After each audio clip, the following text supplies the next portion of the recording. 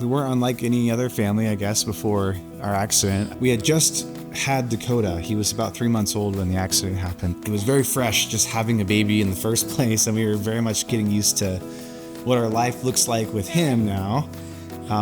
It was just really fun getting to watch him develop into a little personality and become a little human. He's a very friendly baby, and he was starting to exhibit that. He just gets so much enjoyment out of all of the little things. And right before the accident, he had been smiling for a couple weeks, but he was just starting to laugh. We were driving down Santa Fe.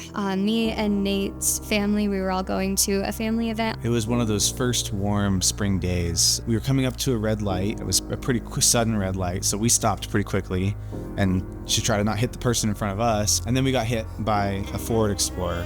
I had called 911, and I could tell at that point, like, he was probably okay.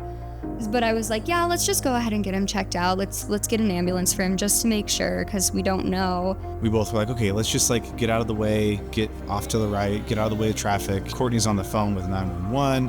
The baby's still crying, and we're both just kind of flustered. She's trying to figure out, okay, where are we exactly? They're asking on 911, and I was like, I don't know, my car won't start. And then out of nowhere, a much larger truck hits us significantly harder than the first impact. And we didn't even see it coming. We were parked, so we got kicked out into the next lane and just made this horrible, low-pitched, crunching noise. Courtney and I looked at each other and we were like, are you okay?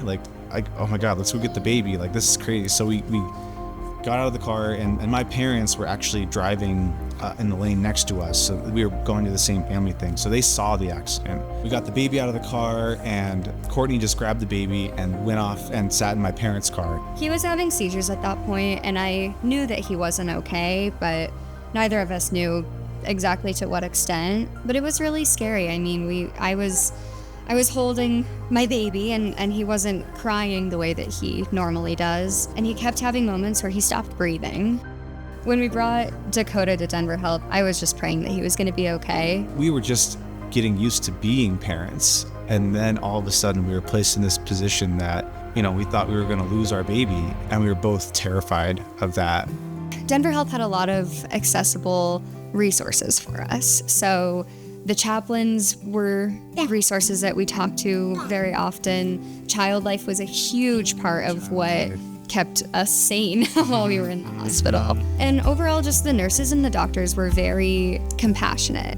They really just took their time to talk us through everything that was going on with Dakota, and they had control over the situation and that they knew what they were doing and were taking really good care of him. When we found out that he was needing to get admitted again just to check on his shunt, we specifically requested to go to Denver Health because we just felt comfortable there. And we trusted the doctors to take good care of him. Dakota is hitting all of his milestones. He is really just absolutely crushing his recovery, and he's been able to graduate from doing physical therapy as well as occupational therapy at this point, and he just seems like a normal kid. I feel like our future is very supported having Denver Health by our side because we just trust them. We feel very safe and very supported by Denver Health. So it's a lot less nerve-wracking than I think it could be.